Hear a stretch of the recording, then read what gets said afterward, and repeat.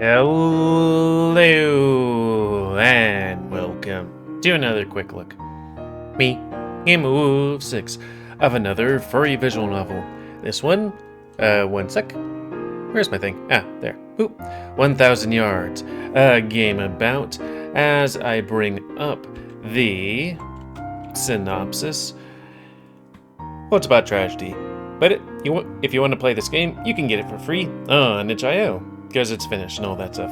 Another Novembear Game Jam thing? Hyena. So anyways, on July 18th, 2004, Tomio Yoshimitsu went missing. He was last seen walking down 3rd Street, headed up to meet with his twin brother Jamie after summer conditioning for football. Man, that sounds like terrible, doing football training outside in the summer. Woof. This is the Yoshimitsu family story. It created in thing. Oh yeah, it's about mythology and stuff. But we'll get through it because this is apparently short. And if it's not short, then they will do side plays. So reset face. And begin this tragic story. July 18th, 2004.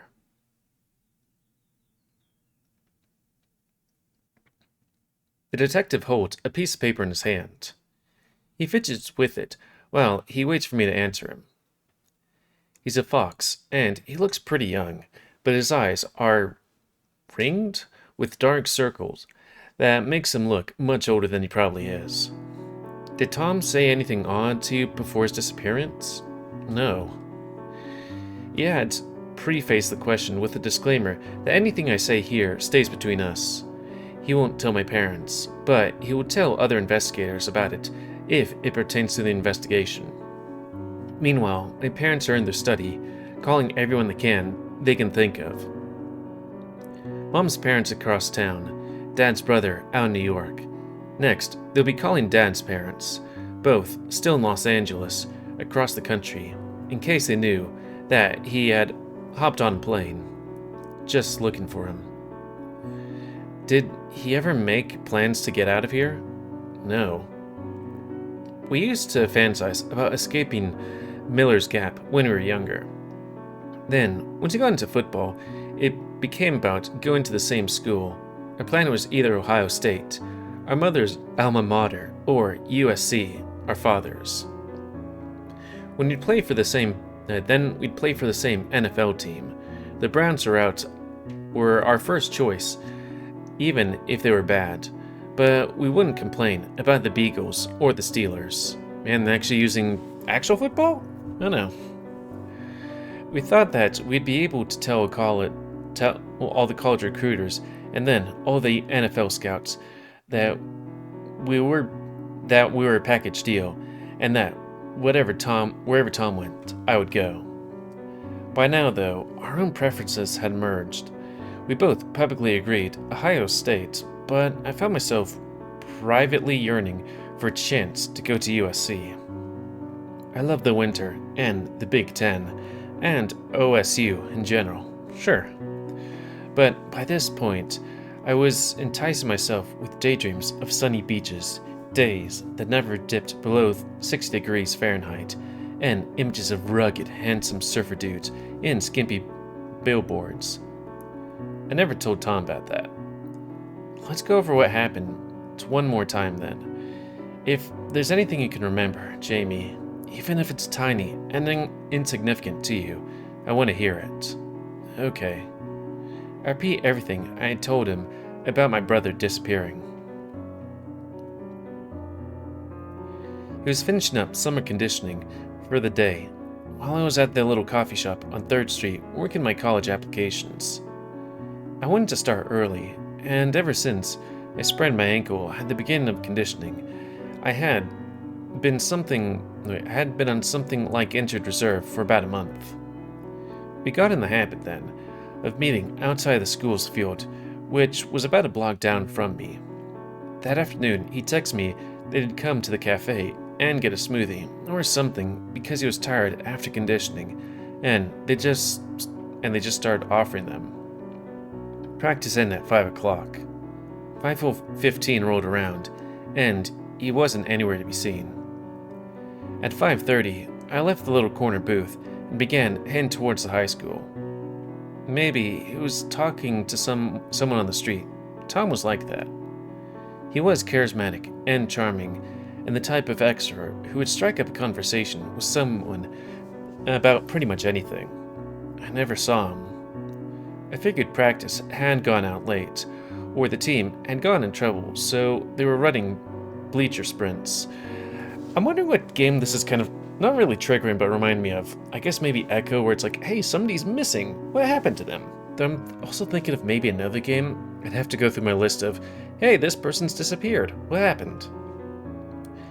If that was the case, I would have seen tiny dots of the team trudging up and down the homestands like lines of little ants scurrying in a line to bring back food to the colony. When I got through there, though, the field was empty. We found out later that practice got out early at around 4:45. First, I called his phone. No ringing at all. Just, yo, this is Tom. Can't come to the phone right now. You know the drill. I tried a few more times, but it never even rang. I called Mom and Dad, and they said he hadn't come home, which I'd hoped that was the case, since he was my ride. I called Coach, and he said that Tom had stayed up late to clean up the locker room. Of course he did, but he left around 5. That was when the panic began to set in. Also, question. Is this supposed to be the day of, or like days later? Because I think there's the thing where it's like they have to be missing for 48 hours before police do anything. Unless you're rich, in which case they're like, we'll be right on it. Detective scribbles a few things down and nods. Thank you, Jamie. I know how scary this must be. He looks up to the side, towards where her parents are in the study, calling everyone they knew. Gary, can you bring Mr. and Mrs. Yoshimitsu back in? The older, heavier detective re-entered, our mother and father close behind. They both clutch their flip phones with white knuckles and have haunted, empty looks on their faces. I don't have to ask. Any luck? And thankfully, the younger detective doesn't breach the subject. Jamie, Mr. and Mrs. Yoshimitsu. The younger detective wrings his hands. I'll just say this. Tom is probably running off with some friends or something, and his phone died. Like, the likelihood of this being anything other than being a high school boy is low, almost nothing. I glance at our parents, who have taken seats flanking me on our big leather couch. They don't seem convinced. The older detective nods and scratches his stomach under his button-up. Yeah, listen, he's fine. You don't have anything at all to worry about. This is the 21st century, and this ain't some third world place. We'll find him, so you can ground him by tomorrow. Our family was not practically a standard one. Our father was the Nisei son of 2 Japanese immigrants to the U.S. Nisei? Wonder what that means. He was born in Tokyo, but moved to Los Angeles as a very small child. He does not remember anything of his life in Japan. Our mother was the daughter of a coal miner from Mills Gap, so she grew up in the same place we did. She, though, managed to get out and attend Ohio State University to study physics, the same field our father studied at USC. They both met at a physics conference in Nashville.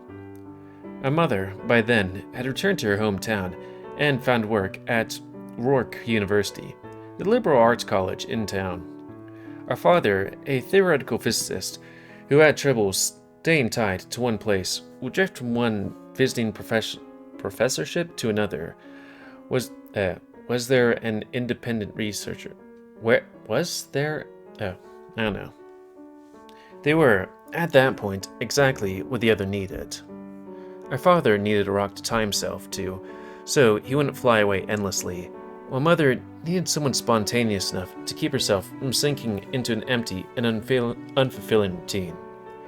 They quickly married, and she was able to get a job at the same college, where they became Dr. Yoshimitsu and Dr. McMurty, since my mother wanted to keep her maiden name in her professional life.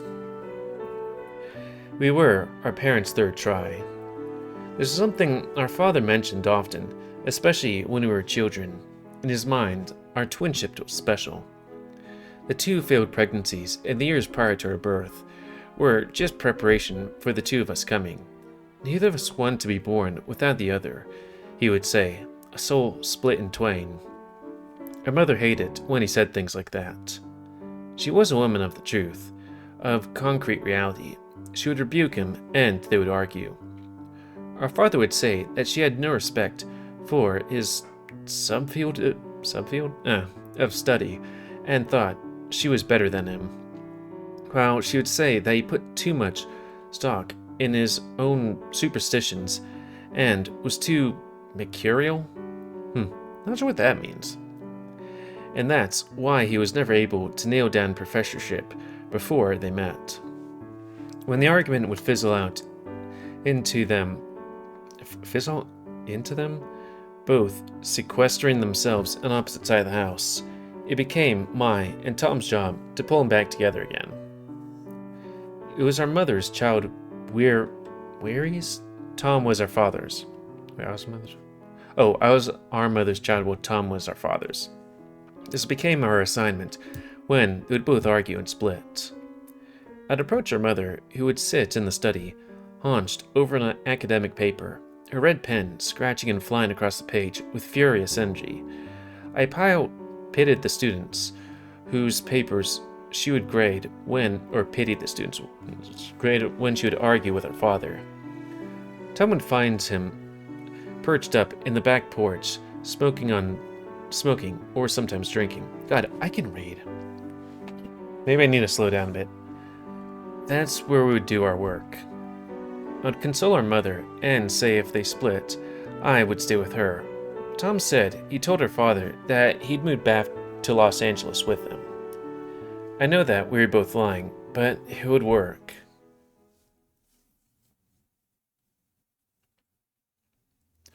July 19th, 2004.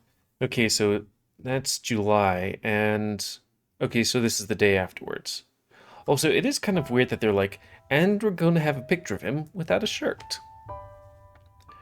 The morning where flyers all over town were this morning. They were all the same picture. A picture from our last family reunion out in Los Angeles, where he's positioned in a swimsuit with a wide expanse of the Pacific Ocean behind him. He has the cream-colored patch of fur on his chest on full display, identical to the one I had. God, I swear I can read. I held one of the posters in my hands. The police no longer make an attempt to assure that he had simply ran away or gone lost. It's agreed upon that he's now missing. They ask every guy on the football team, each cheerleader, if they had picked him up after practice. All of them say no. They were told they would begin knocking on doors all over town, asking strangers if they saw him. Tom would never get in a car with a stranger. I mutter as I trace his name with my finger on the poster. I sit at our countertop. My lunch is sitting in front of me, getting cold. Our parents are sitting by the home phone. They've been hovering over it all morning like buzzards over roadkill. Our father looks up at me and nods. Yes. I mean, we would have fought. He would have fought. He's so strong. He would have made a scene, and there's no way they'd be able to... Stop, Jamie. Our mother stares at me. In her hands is a card from the other professor of the university. Her eyes are hard. Please. I look between the two of them, hunched over my phone, like willow trees, and I return my attention to my lunch. The police set up a tip line, and it was put on the morning news and the paper. If they heard something good, they'd call us. This morning, there were some calls saying that he was walking home in a tank top and shorts and a pair of Jordans. We had matching pairs. A few others called about a bear walking towards the high school who had an ankle brace on. That was me. None of the calls said they saw him getting attacked or killed or shoved into a van. All last night, crews of people combed the town and the park and into the surrounding hills to look for him. They traced up and down the Daniel Boone Parkway and Highway 421, where it turned south towards Harlan. Nothing. But I knew him. He would not just disappear. The phone rings. Our parents both lunge for the receiver, but my father picks it up. Someone speaks on the other side. The fur around his eyes bristles. They found his backpack.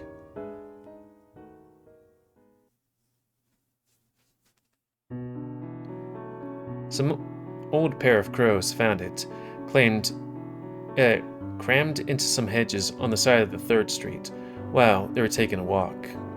The police officer, our father, said he recognized the voice as being the older detective who came to the house. Said they took photos of it and were now inspecting the contents in the police station. When we arrive, the 2 detectives take us to the back room. I recognize in an instant the black backpack with red and blue panels, our school's colors, emblazoned with a number 1, emblazoned, whatever. The contents of the backpack are arranged in a radical fashion outside of it. His phone, his wallet, an extra outfit, a tank top, shorts, and underwear, his cleats, and an old pair of socks. His mouth guard, a Gatorade bottle, like you see in the NBA players use. A pack of condoms, missing 3 of them. The younger detective holds his pad of paper as he addresses us. His fur is messed up. He must have been up all night. So, the battery in his phone has been taken out.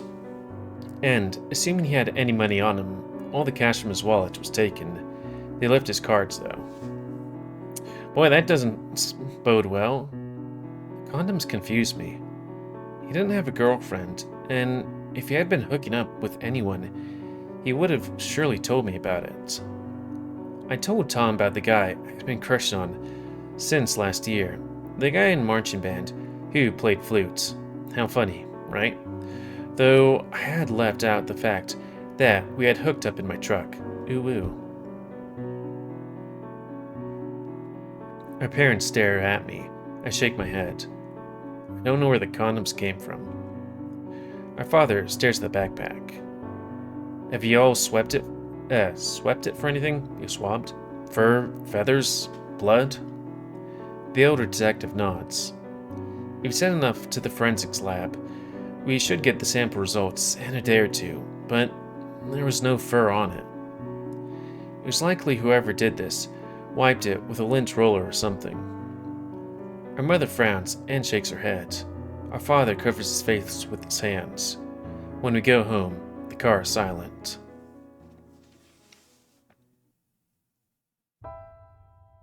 That evening, the 2 detectives came to our house to look through the room.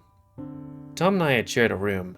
It was really just the house's basement, but we had made it into our own place when we got into middle school. Before that, we lived upstairs in the little guest room, in a place decorated in the style which parents of identical twins love. Everything the same. I was on the left, Tom on the right.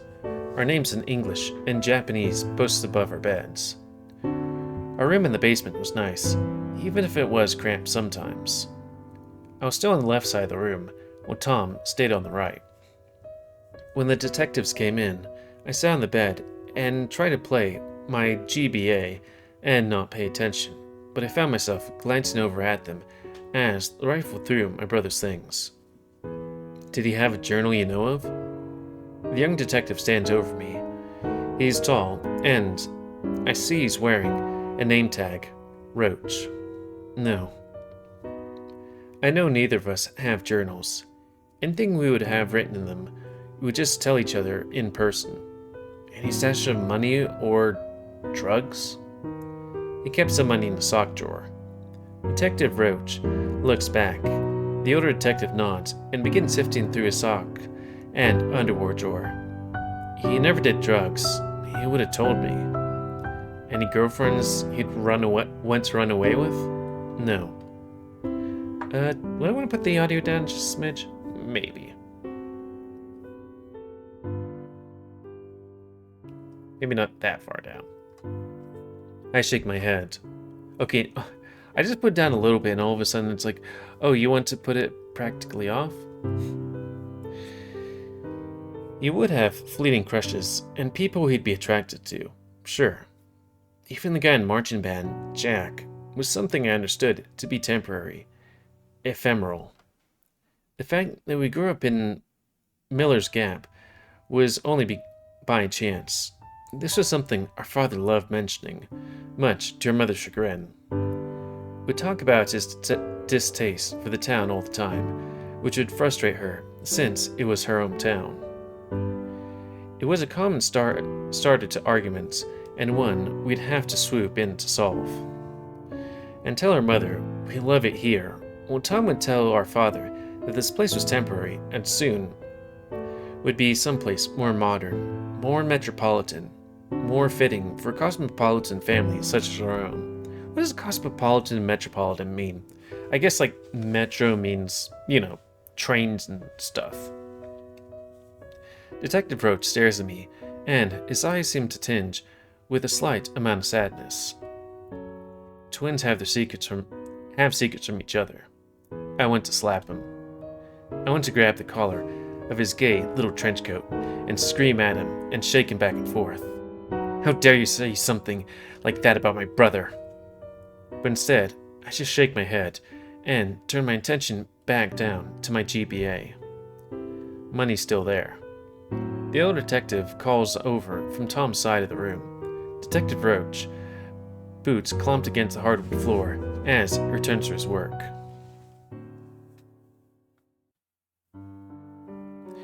In the days and weeks that followed, there were sightings of Tom all over the place. One call claimed they saw him climbing the fence into the closed-up coal mine outside of town. One person had him at a truck stop right off the interstate. Someone even said they saw him on the side of the road, his thumb stuck out, waiting for someone to pick him up. He was headed to New York. No, he was fleeing to Canada. What if he was going to Cleveland? Thinking of Tom abandoning us and running away was incomprehensible to me. He wouldn't do something like that. He loved our family too much. Our friends, our team. We were going to go to state championship this year, and he's going to lead us as our quarterback. That was always infuriated me about those claims. Those people didn't know him, not like I did.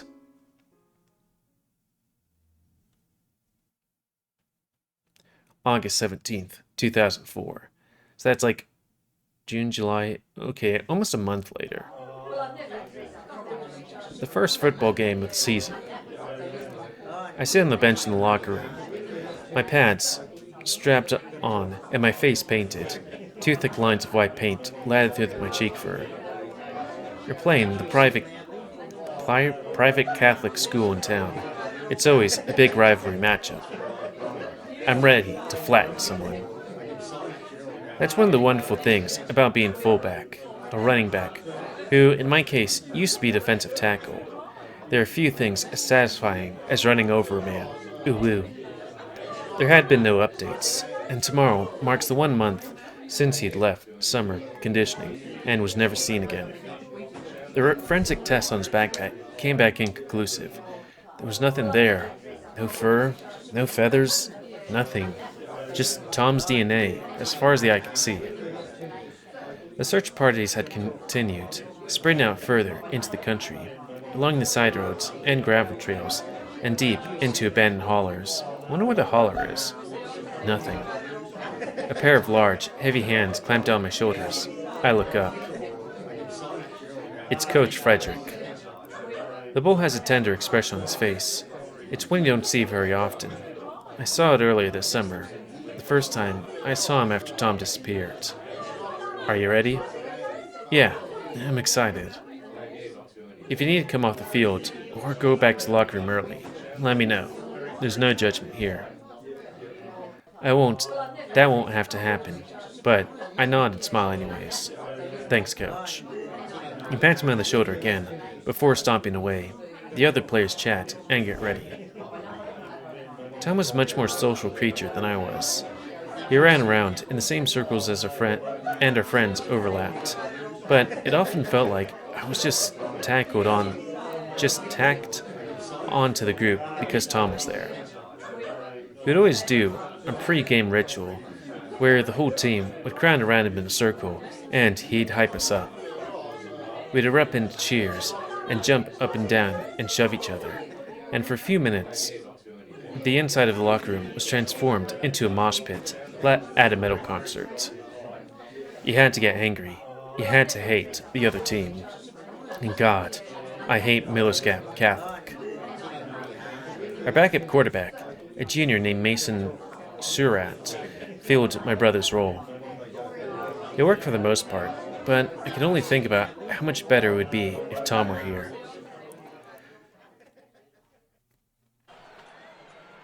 Once again on the field, there's a loud roar from the stands. There isn't much to do in Miller's Gap on Friday nights, if you're not a fan of high school football.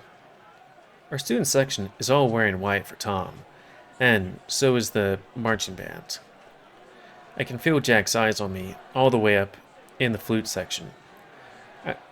I always tell him that I can hear him even though all the flutes are pretty much silent under the roar of the horns. The crowd goes mostly silent as the announcer asks everyone to stand for the national anthem. The band begins. I watch Jack up in the flute section. We all take off our helmets and put them over our hearts. The Catholic crowd crosses the field, is all done up in royal blue and silver. When it ends, everyone claps and cheers, and I yank my helmet back on. Our Spanish teacher, Mr. Walker, had done the announcing for the football games at high school ever since he started teaching here in the 70s. His low voice tinged with an Appalachian flavor to it rings from the loudspeakers. Now please, let's observe a moment of silence for Tom Yoshimitsu, whose family is in our thoughts and prayers. I feel the eyes of the entire field land on me, poking and prodding me from all directions, like one of the frogs we dissected in freshman bio class. God, I always hated that, because I remember we had to dissect a frog, a worm, a squid, and cow brains, and it's like, why do they make students do that? Like, that was so fucking gross. I learned nothing. Like, you want to do that stuff? Get a plastic brain and, pull it apart and something like that. Not an actual fucking brain. That makes me feel, slightly uneasy just thinking about it. You know what I want to dissect? A computer. Because it's like, oh, hey, I actually do things with computers. You know what I don't deal with on, like, a daily, monthly, weekly, yearly thing? Brains. Anyways, it's silent other than the quiet, electrical hum of the floodlights overhead. It lasts for an eternity. Then, the speakers crackle to life. Thank you all. Cheers are up. The band plays our fight song. It's game time. Our mother grew up with a love of football that was passed down to Tom and I. She loved Kentucky football, even though she ended up going to OSU instead. She, not her father, taught us first how to throw. If she hadn't been a man, she would have played at least high school ball. I remember the first game we played when Tom was our quarterback. We were little kids and still played flag football because our father didn't want us getting hurt, which didn't last too long. We were both bigger than most of the other kids by virtue of being Ursines. Even from then, Tom had a signal caller's vision, and an arm like a cannon. I could push through kids like you'd push through a bead curtain. That's bread curtain? We were built for this game. It's now 21-3 at the beginning of the third quarter, and we've been dominating the game. Mason's done a good job behind the center, and I've been running all over their defense like normal. We do a standard running play. Our center snaps the ball, and Mason hands it to me. It's an off-tackle route. I surge forward, pushing past the red and blue jerseys, and shoving aside white and blue ones, which try to pull me down. I make it to the first down marker, and the band plays a short version of their song. The guy who tackles me stares at me as we're both getting up. He's number 82, and is some sort of cat. He stares at me, and I can see his eyes glint in spite of how his whole face is in shadow of his helmet. We look at each other. He speaks just loud enough for me to hear him over the crowd noise. Brother's dead. My body moves fast, and I can hardly realize what I'm doing until it's happening. I rip my helmet off and charge at him. I can feel tears wick at the edge of my eyes. The fuck did you say? My vision goes red, and I'm on him in a second, grabbing his face mask and pulling him down.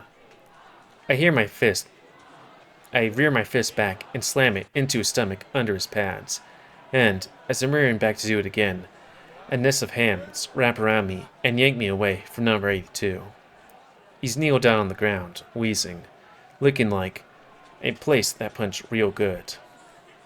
Unsportsmanlike conduct. Offense number 29. 15 yards assessed to the end of the play. First down.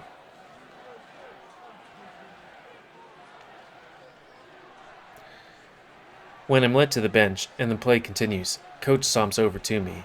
The hell was that? He said something about Tom. Coach looks me over and scratches his chin. Don't let that happen again.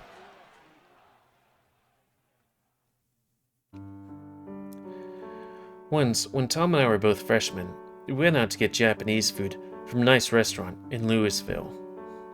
It was originally meant for my parents' wedding anniversary. They were going to go and stay at Louisville for a few days, but they decided to bring us along. They probably didn't think that they'd be able to get through a nice and cordial dinner together without our assistance, which was not an unfair assessment. But Tom always said that the hard years, the angry years, were far behind us. Our parents have settled down and mellowed out, which I never really believed. Dinner went well at first. Then, the first cracks began to show. Our father would remark how much he loved Louisville compared to the Middle's Gap, and our mother would bristle. The people here were so much more cosmopolitan than the people where we lived. Our father would sometimes call him something. Yamabito, mountain people. That was to say nothing of how much better some place like LA and New York City would be to Louisville. He always said these things, even though he knew how much it hurt her. She made a snide remark about how she had tenure and he didn't. Things only escalated from there. So our father stormed out, and Tom followed while I sat there at the table with our mother. She poked the food on her plate with her set of chopsticks when she spoke. I don't think I love your father anymore, Jiro. Our mother almost never called Tom and I by our actual names. It was only when she was very serious or when she was very angry with us. That's not true. It is. She scooped up a piece of sushi and popped it in her mouth. I never told this story to Tom.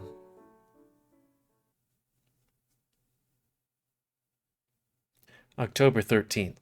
Same year. 2014. Why am I unable to speak? He's like, yeah, balls. Though, is there anything down? Okay, there's underpants. Jack and I are tangled up in each other on my bed in our underwear. Boy, that just seems so nice. Being able to just cuddle with people. When he came over, he made it clear he was in the mood. Nothing came of it, though. We ended up cuddling together Boy, doesn't that sound great? You're so warm. His voice is quiet, and he rests his hand on my stomach. He rubs in circles, round and around. I can feel myself nodding off. As the weather cools, he becomes more handsy, and a bit more physical with me. I'm sorry for, you know. Jack flashes me a sympathetic glance at me. Why would you be sorry? Just 'cause I'm not in the mood for anything. It isn't bad, Jamie. I mean, I'd be lying if I said I wasn't looking forward to it, but his hand traces up and down my chest. I know you have a lot of stuff going on. You don't have to apologize. There's nothing wrong. Stuff goes on. Feels like a flippant way to phrase it, but I swallow my annoyance and just sigh. I feel like I haven't been able to give you my full attention. Well, I'd be happy if we got to do more, but I know your mind is in other places, and I just want to help you. Things just feel very lonely and empty. Lonely? I'm right here, big guy. I frown. That's not what I meant. I don't know if he knows that. Are you sure you... His hand creeps down my stomach. My face heats up. Jack, please. I speak a little louder than I meant to. At my words, his ears flatten, and he scoots away. Sorry, It's fine, it's fine. Let's just lay here. Please. He stares at me before he returns to his original position. Okay. The door of the basement swings open, and Jack and I scramble to cover ourselves up. My dad stomps down the stairs and sees us. He doesn't seem to care about what he's looking at. He looks at me, his face haunted. They found his keys. Then he weeps.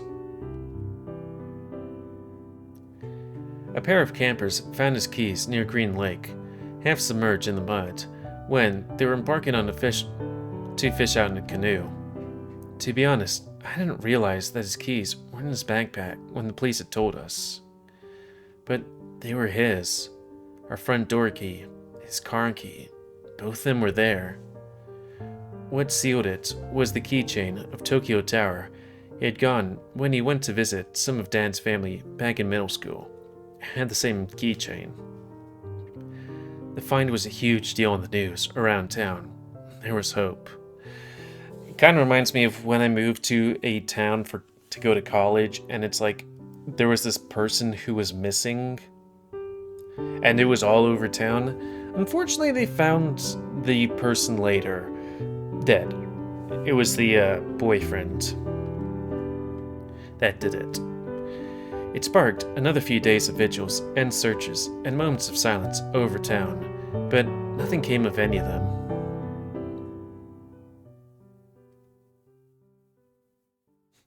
Boy, this is a depressing one. Reset face. Tom was the first person I'd come out to. My parents came a few weeks later. I was lucky, in a way, that both my parents were cosmopolitan people, and that they had done their best to raise us that way, especially our father, who wanted our world to be so much bigger than Miller's Gap and the surrounding country. There was an air of superiority to it from our father, who wanted us to understand that we weren't mountain folk like these people. My mother hated that. My coming out to Tom was another manifestation of the fact that we told each other everything.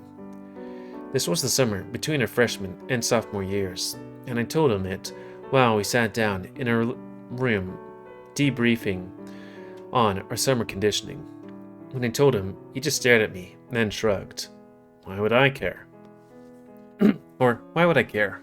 I don't know, something. When I asked him if he liked anyone, he shook his head and said no, but I could see the blush under his fur.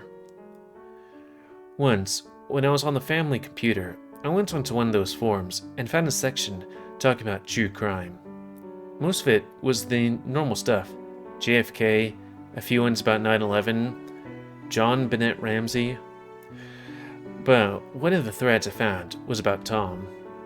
Most of the comments were crazy crackpot theories. He was hiding out in Mexico, or it was taken hostage because her parents made some kind of groundbreaking physics discovery, and they had to keep him silent. Who they were was never specified. A few named people killed him. My parents were common assertions, and there's one comment which threw the blame on his shady twin. This all gave me a good laugh, until I found a comment claiming to be him. The comment said that he was hiding out in New York City for the time being because our parents were abusive. It took all my power not to comment. If I could have killed that guy sitting at his Dell in my mind, I would have done it. Instead, I just turned off the computer and walked away. November 21st, 2004. Today is our 18th birthday. Man, you got laid before you were 18? Damn. Took me a good couple of years. Tom came out first. I came out second, gripping his heel like Jacob grasping at Yasu. Every now and then received another tip about where Tom was. By now, enough time had passed that they came from all over the country. In late October, we were told he was in Los Angeles the same day he was in Dallas. We were told someone saw him voting in the election in Florida. Those ones were probably bullshit. There were plenty of ones close to home, too. He was seen on the streets of Lexington and at the homeless shelter in Hazard, and trespassing on a railroad's junction in Wootton. The police looked into these ones, but nothing came of any of them. My father was convinced the police weren't trying at all. They didn't care. As my parents sang me happy birthday, I felt tears swelling up in my eyes. Tom and I usually did larger birthday parties. Our favorite spot was the bowling alley downtown, and we'd rent out 3 lanes with most of the football team. It didn't feel right to do it this year, with the specter of Tom hanging over our family. It's just the 3 of us huddled around the circular dinner table as the sun goes down. Winter gets so dark so quickly. I blow out the candles. I set a slice for Tom in front of the empty seat beside me. I can read.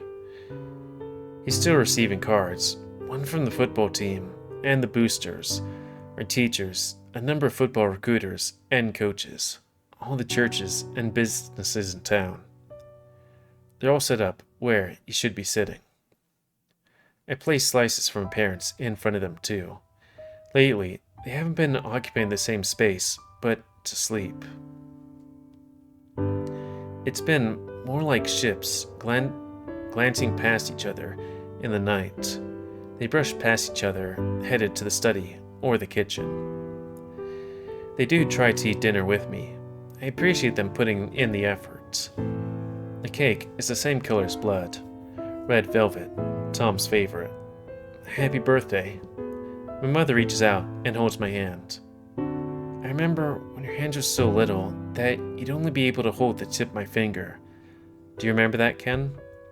She looks over to my father, who's poking around at the cake with his plate, disinterested.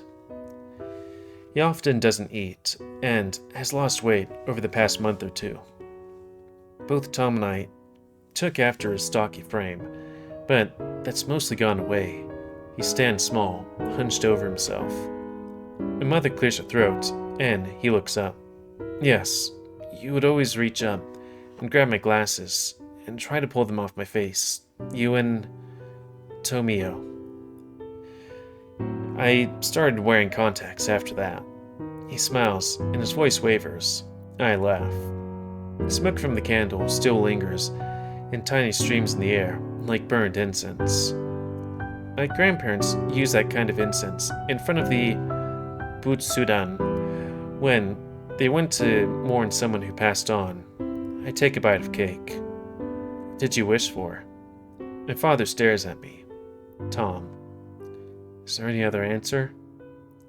Mother's eyes dart down to the ground, and her mouth shifts slightly. My father stares at her, his gaze challenging her to say anything, but she doesn't. She just eats. Her fork pulling off tiny bits of blood-red cake and white frosting. Is there anything you want to say, Leanne? My father still has yet to take a full bite of his cake. It has instead been drawn and quartered, and pulled into tiny pieces, strewn around the plate. Dad. I look up at him. He's prodding at her on purpose now. He's never coming back. He doesn't look up from her plate. Father stares at her, blank. After a moment, he stands up and pushes his plate aside. I'm not hungry. He stomps away. I turn my chair to stop him from leaving. My mother just tilts her head downward, massaging her forehead. Dad, No, Jiro. Enjoy your cake. He doesn't stop to speak to me. After a few moments, I hear the door to their master bedroom slam shut. It's only then that I remember, you aren't supposed to tell anyone else what you wished for on your birthday. If you told them, it wouldn't come true.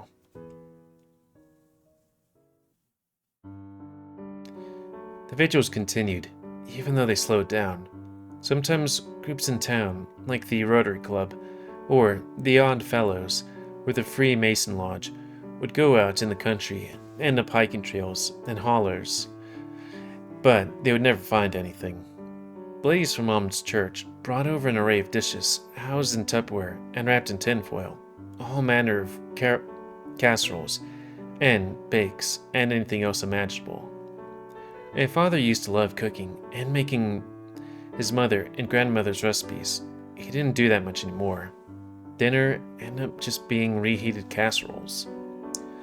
I found myself calling Tom's phone, even though it had long since been turned off.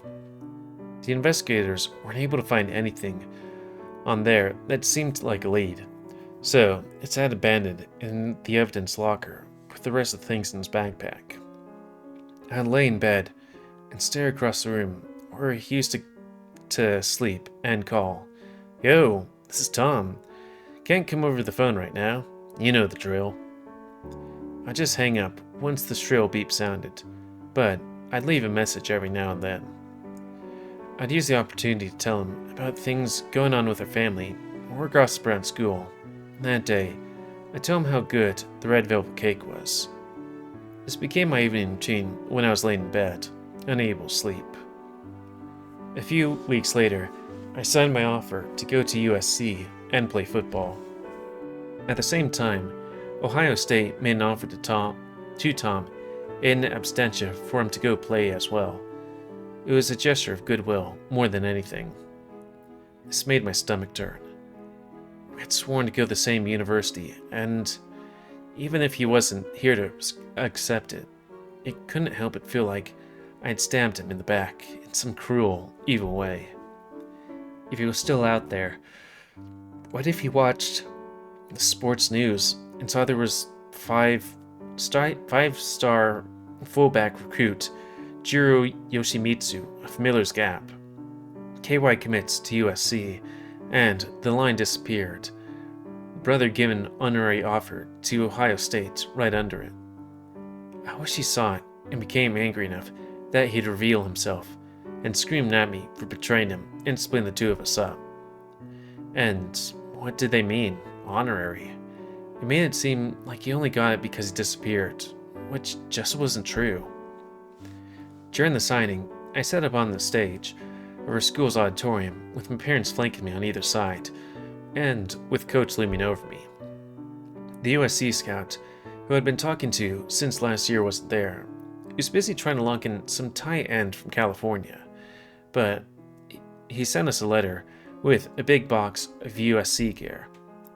A cardinal and gold hat sat before me. Once I signed my name, I could put it on. Between me and my father was an empty chair with an Ohio State jersey draped over it. That beautiful bright red with Yoshimitsu directly above the number 1. My father holds out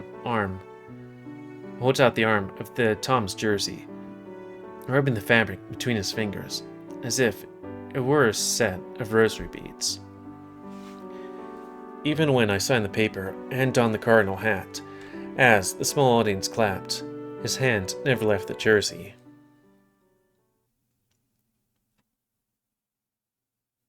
December 25th, 2004. Christmas.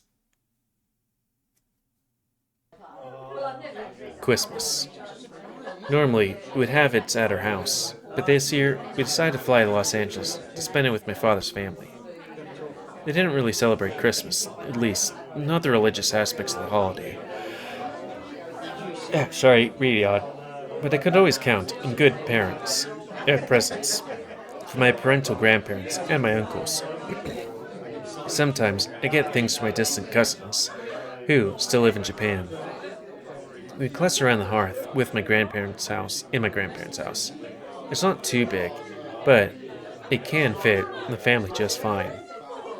Grandpa sits in the recliner, sipping his cup of coffee. How's football, Jiro? His voice is very quiet and shaky. He asked me this thrice today, and this will likely be a fourth. Is it middle school? No, Grandpa. It's high school football, and we did well this year. Second in state for our division. I don't know how much of it that he gets, but it scratches the scruff fur on his chin. Baseball was always his game. He used to be a bit sad that Tom and I didn't end up playing baseball instead of football. Good, good. His voice trails off, and I can hear my father and his brothers walking loudly into the kitchen. They're drunk, and when I glance over to Mother, she's cringing as she hears them. But I think she and I both know that attempting to make him stop, especially when he's surrounded by his brothers, would be the wrong move. Besides, this is the happiest he's been in months. The Raiders and the Chief play on the TV.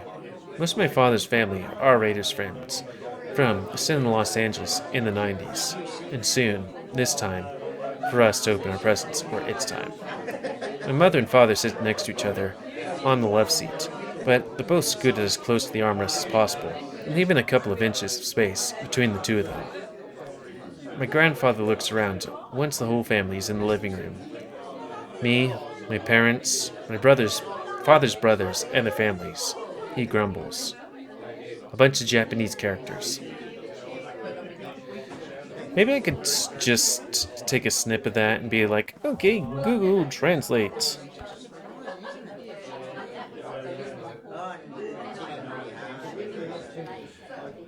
Let's see, though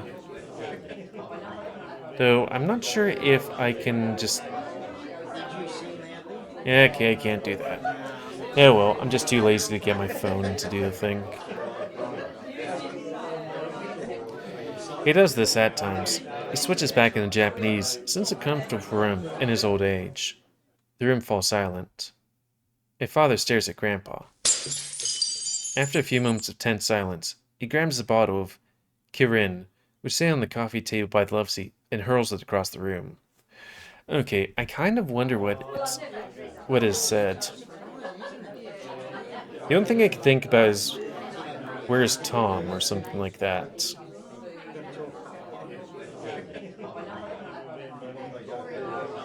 Detect language.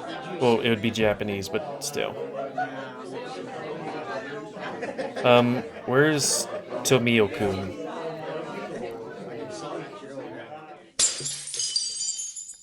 It slams against the wall and shatters, scattering bits of glass and beer all over. He stands up and storms out of the house.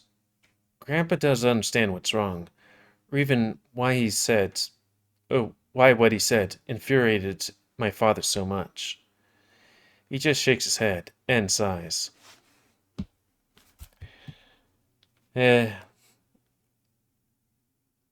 Let's do the thing. It's not English to English, idiot. Detect language. Ken-kun. Oop, shoot. Still going? Cool. One of the things my father had always mentioned when Tom and I were kids was a special connection we shared, and I believed it too, in a way. We considered it some kind of twin ESP. It wasn't real, of course, and it was the exact kind of thing my mother hated. She thought it was encouraging us to be the same as each other, to never branch out from the safety of the other provided. Also, she thought the whole idea of a psychic connection to be bullshit. I thought it was bullshit too, but since Tom bought into it to some degree, I never voiced that opinion. But I swear, anytime I saw him getting sacked behind the line of scrimmage and hit by an edge rusher, I'd feel it. The blast in my side or in back, the concussive slam of helmet-to-helmet contact. Maybe it was because I cared much more about him than any other player on the field, even myself. Or maybe it was just another power of suggestion doing the dirty work. Either way, I'd find myself waiting for the searing pain of the stab wound or the sudden flash of gunshot to the head. Oh, because the brother's missing.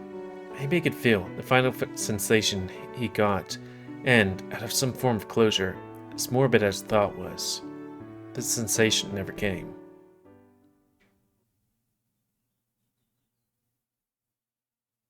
Well, I think with us getting here, it's a good time to call it. Hyena? Hyena. So, we'll just have to save the rest of it for side play of fooey stuff. But that's not going to be the end of this. Yeah, if you want to play this game, 1000 Yards, then you can get it for free on itch.io. But that's not going to be the end of this Let's Play. Oh, let me do my spiel. I feel like I'm just so all over the place right now. If you want me to do quick looks of any other game, because I'm going to be doing a side play of this, then tell me, and I'll give it a point, which will put it... Oh, I'll put it in the quick look area, and I'll give it a point, because it's suggested in the user's choice sections. But also, what we're doing next week is... Let's see, random number generator... What was that, 6? Was it 6? Yeah, so then that would be 5-ish. Which is number 5.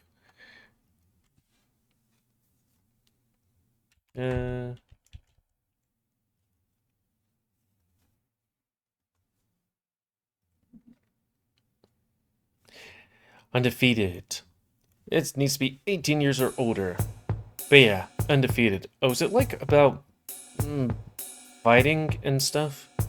Anyways, undefeated thing is the most popular fighting league in the world, where only the best of the best can survive.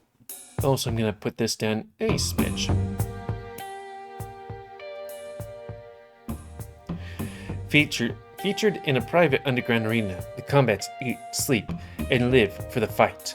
Every week, fans from around the globe tune in to watch fists fly and blood shed. Xander, a promising young fighter, is the newest addition to the Fang ranks. But when he finds himself in an impossible situation, Xander's will is pushed to the limits, buried deep beneath the surface with no escape. Can he find a life worth living, or will he break under pressure? Undefeated follows the story of the man fighting for his life. So wait, is it that we're trapped in an underground fighting ring to the death or something like that? I don't know. Who knows? But if you want to play this game, it's available free on itch.io. Doesn't look like they have a Patreon, but it does say 1.0 down there. Anyways, until next time, another quick look. Me, GamerWolfSix, of another for a quick look. So thanks and see ya.